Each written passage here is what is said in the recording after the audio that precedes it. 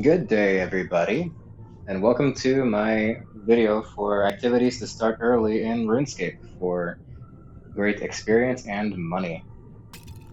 So really quick, this is a longer video and I'll be covering a lot of activities, so there are timestamps in the description if you prefer to skip around. Otherwise, stick around for my little intro. So this is a extension or a part 2 of my existing video for activities in RuneScape to start early. I was noticing that although it's one of my older videos, actually it's my first video, and although it's by far my crappiest video, I think, in recording quality and all that, it's consistently getting more and more views. It's actually getting like 5 extra views per week, which is astonishing to me. So I figured that merits a part 2 with even more activities to discuss that you should start as early as you can. So let's get right into it. The first and arguably the most important for money making daily that I want to get into is Vis Wax. So Vis Wax is something that has a lot of uses in game. It's something that you can make daily at the Rune Crafting Guild. The easiest way to get there is with the Wicked Hood teleport, which you can get for free at the very beginning of the game almost. Now, the only requirement that I'm aware of to make Vis Wax is having a stockpile of a lot of runes, thousands of each rune to be safe. So the basic way it works is that you go to this rune Goldberg machine and you try to find the perfect or as close to perfect as possible combination of 3 runes, 1 rune to put in each of these 3 slots every day. So this combination changes every day and it's different for each player. It's kind of different for each player. So the first slot, the one at the top, has a few possibilities that could be the best in the slot for each player. The second middle slot there has a few more possibilities, and the third slot is actually unique to each player. Now, the only way to actually know the correct rune for the third slot is to have the rune crafting skill cape. So once you have level 99 rune crafting. Um, Otherwise, you can get pretty close by guessing around. Now, you can spend a lot of time guessing and putting runes into each slot. You will actually lose a little bit of your max potential Vis Wax for the day every time you do that. So there is a friend chat for this. I don't remember the name of it right now, but I'm sure I'll put a subtitle for it in the video right here. There is also the RuneScape wiki page for the Rune Goldberg machine that players update every day. The reason this is amazing that you should do this daily is you can get up to 100 Vis Wax if you do this perfectly. If you do it semi-perfectly, you should still get like 80 to 90 or even higher. Last I checked, Vis Wax is worth over 20,000 each, so that means you should have an easy time making over 2 million GP each day doing this. When I first started back into RuneScape with this account about a year ago, it was maybe 10,000 GP each. I have no idea why Vis Wax has been rising, honestly, but it has been rising steadily since I've started, and it's very rare for a commodity like this that players make so much of every day to just keep rising and rising and rising. And as far as I'm aware, it hasn't really dropped, and it doesn't really seem like it's going to. So get into this as quick as you can. The second activity I want to cover is Managing Miscellania. This one is honestly less profitable and maybe beneficial in other ways, and it's more early mid-game as opposed to early game. So in order to do Managing Miscellania, you need to do a good amount of the Fremenic quest line. To do it best, you need to do a bit more and do the Royal... I forget the quest name, I'll just put it in the subtitle again. Royal whatever Fremenic quest to get the most out of Miscellania. So the way this works is you complete the quest and you get to manage your own kingdom. Yay! What does that mean? It means that you pop in every now and then, put money into the coffers of the kingdom, and you allocate workers to gather whatever type of resource you designate. So that could be coal, that could be maple logs, mahogany, and a few other things, fish even. And you can come and check this every day if you want to, every few hours, although it's not really worth it. You can check, I believe, up to 29 days later, so up to 29 days worth of supplies will be held for you. other than putting money in the coffers and assigning workers, the only thing you need to make sure you do is maintain Fremenic respect. Is that what it's called? I apologize, I'm not watching the video as I'm recording this audio, so I'll just point it out in the video here, whatever it's called, but it can be up to 100%. This is a little annoying when you start off because you have to do a lot of little tasks like raking the farming patches, which is the easiest way, by the way, to do that, or cutting logs on Miscellania, or other things like that, or mining coal, etc. You won't actually get any of the resources like the coal and logs or whatever, they'll go to the kingdom, but you'll get respect for it. It's pretty easy to keep that at 100%, and actually, if you have the Fremenic achievement diaries complete, which might sound like a lot if you're just starting, but they're actually the easiest achievement diaries to complete, I think. If you have those complete, you'll get more of that respect every time you do an action, and it will go down slower each day. I say that because each day, actually, your respect goes down a little bit, so each day that you're not doing something for the kingdom, it goes down. Before you collect your rewards, just make sure the coffers are full again, make sure your respect is at 100%, and then you can collect your rewards. It's not as much money as Vis Wax, not even close, but you can make a good bit of money from this. I think in a week it comes to about 2 to 3 million. It varies a little bit.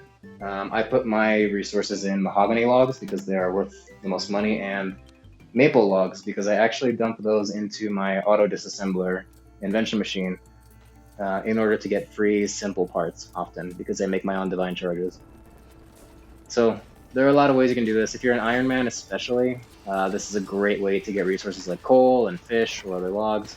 Otherwise, you can just put your workers into resources that make money or other useful things. Like I said, maple logs for simple parts. So this is a very low maintenance thing that you can do, but I do recommend doing it as early as possible for either money or other convenience. The next on my list is not great for directly making money unless you make some really cool friends, but it is great for getting awesome experience, especially starting out, and joining a great community to help you out and help each other out and play RuneScape with. And this activity is joining a clan. So it's not so much an activity as just a thing you do. So you can seek out clans on the forums or probably on Reddit, I don't know. I just kind of naturally found a clan myself. You'll see banners laying around here and there for people recruiting for clans, or like in my case, I just started talking to somebody and they said, hey, do you want to join my clan? And I said, sure. And when I did, I didn't even know all the benefits that come with that actually, because I hadn't played RuneScape in about 10 years. But there are a lot of benefits now to joining a clan in RuneScape. It's actually a whole, if you don't know already, it is a whole thing. And the one of the biggest parts about it is that there's now a clan citadel, which has a lot of benefits for you, namely in skilling and experience. If your clan is pretty well developed or has been around a while especially, the citadel will be very built up. There are various plots and spaces and even a pet dragon or whatever that can fly around, and the layout and what your clan citadel has actually depends entirely on the leaders of your clan and how they build it. So that's kind of cool because every citadel is unique. And there are various skill plots for a lot of the major artisan skills and gathering. So there's woodcutting, crafting, cooking, mining, smithing, fire making, a summoning plot that's actually not that great. I wouldn't really recommend it for experience. However, it is for summoning experience. And I may even be missing one because there's a lot of plots there. But yeah, the way this works is every week there is a certain amount of resources that each clan member can gather, 2,700 to be exact.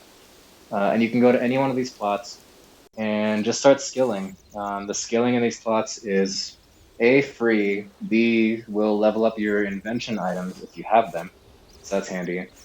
And it's extremely AFK for pretty good experience. Not the best experience rates you can get in the game, but for some of these plots, it is actually some of the best very AFK experience you can get. And of course, cost free.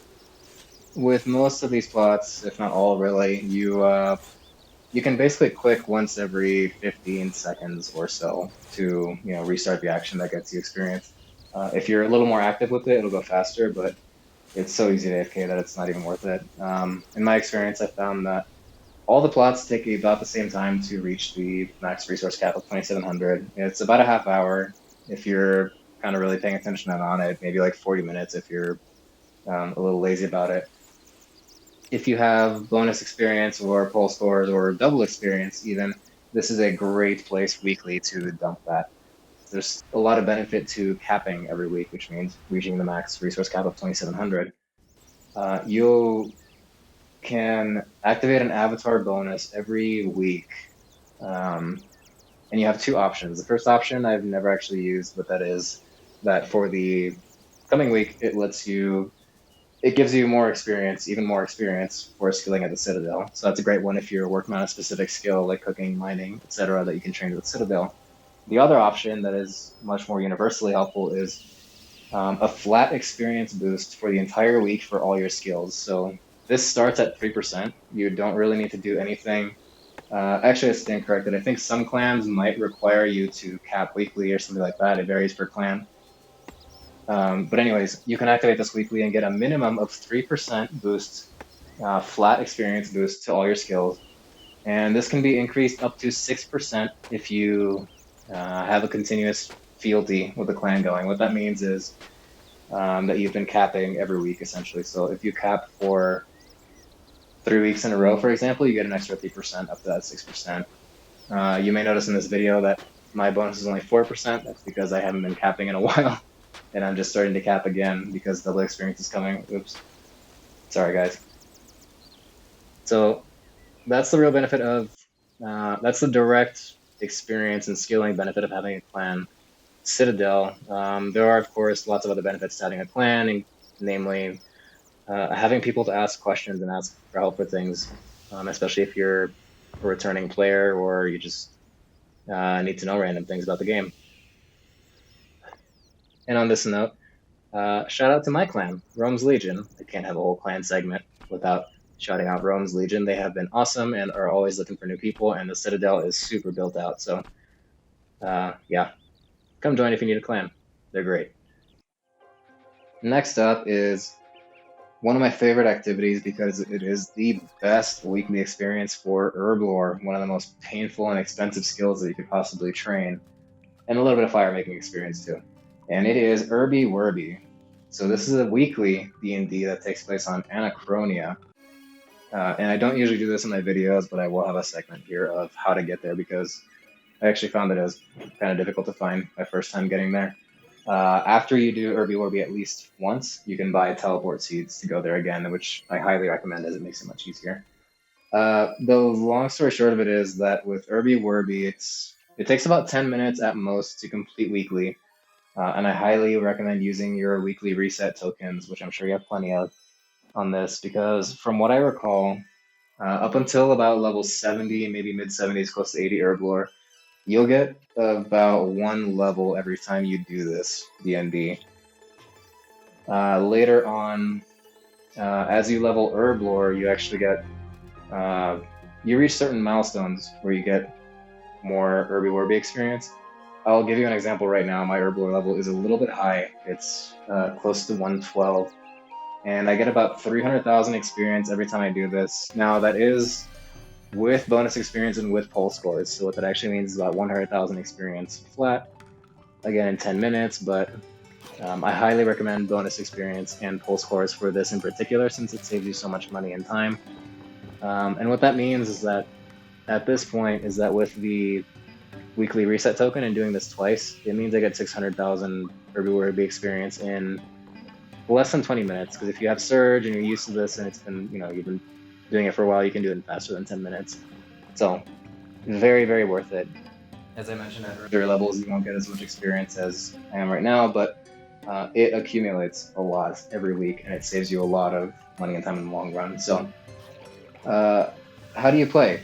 It's one of the easiest D&Ds possible to play. So you have these little zygomites running around, and there's this sacred fire in the middle of the place here. There are corrupt herbs, and they're trying to burn those corrupt herbs because they're bad. Now, they're also kind of dumb, so they're also burning good herbs. The way to get the most Herblore experience out of this is to stop them from burning the good herbs is what I said. by grabbing them out of their hands. So the good herbs are indicated by the green cloud, little animation there. So when they're carrying a good herb to the fire, you can stop them, and you'll get a crap load of herbal experience that way. What you can also do is burn the corrupt herbs yourself. That's the purple ones. You'll get a bit of fire making experience for that if you're into training that as well, and a bunch of herb lore experience as well. So if you notice that you're sitting idle and there's not any zygomites carrying good herbs to the fire that you can snatch, you can just snatch the corrupt herbs yourself and put them in the fire. Just make sure you don't put any good herbs in the fire because you will have a penalty. And the way you win, or the way Herby Werby ends, is that once you reach 100 points, it's over. And doing any action, burning the corrupt herbs, or snatching the good herbs from the zygomites, will get you anywhere from 1 to 4 points. So the amount of time this takes varies, but so worth it in my experience. So highly recommend doing that. That does require that you have reached Anachronia and unlocked that, but unlike most activities on Anachronia that are beneficial, there's not like a minimum herb lore requirement for this, so that's great. You can start it very early and start powering through herb lore levels early on. The last activity I want to mention is a monthly activity, and that is the Giant Oyster. This one is awesome, especially if you are just starting out, for money and experience reasons. So first of all, the way you access the Giant Oyster is through a quest.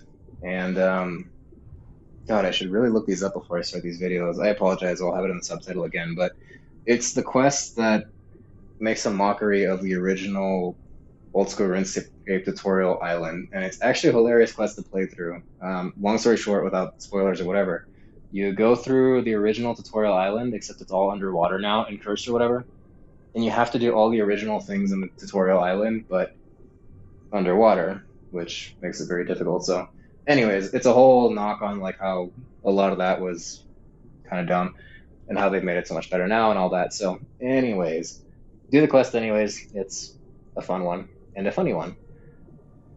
Now, aside from that, the reason the Giant Oyster is awesome is that once you complete the D&D, you the next month you can open the oyster and you get a clue scroll reward. So you get a treasure trails reward, and that reward scales with your level, as far as I know. I don't know what the exact cutoffs are, but either way, there's a very good chance you'll get at least 1 million GP from it, because you'll probably get something that is used for fortunate components. If you don't know what that means yet, don't worry about it. It's high level invention, but know that most treasure trails, honestly, especially easy ones, will get you at least 1 million if you get certain items that can be disassembled for fortunate components. So that's one thing, and that's one of the reasons why I recommend using your monthly reset tokens on this D&D above all others. The second reason is that the way that you do this D&D is through farming and fishing. So basically, you spend some time doing some fishing and some farming. In total, this takes probably 5 minutes, maybe a little bit more, I'm not sure, but not very long at all. But not each tick, but very frequently throughout, you get massive experience drops of farming and fishing, and these do scale with your level, but similar to Herby Werby, if you're in the early levels of fishing and farming, you'll probably get at least 1 level, if not 2, every time you do this. So it is a great monthly thing, and especially since farming is kind of a slow scaled level and fishing is just a stupidly painful one, it's great just for leveling those skills alone. So yeah, money and skilling. What else do you want? All right, guys, so this video is long enough. There are many, many more activities in RuneScape that are beneficial that you should do daily, weekly, monthly, whatever. I'm not going to cover any more than this, but if you like this kind of content, let me know in the comments and let me know what other activities you want me to cover. I can totally do so, and I'll make more videos on this. So that's all for now. I hope this helped somebody out there get started, and generally just cut down on the grinding and money-making part of things so they can get to the more fun stuff faster. All right, I'll catch you guys next time. Bye.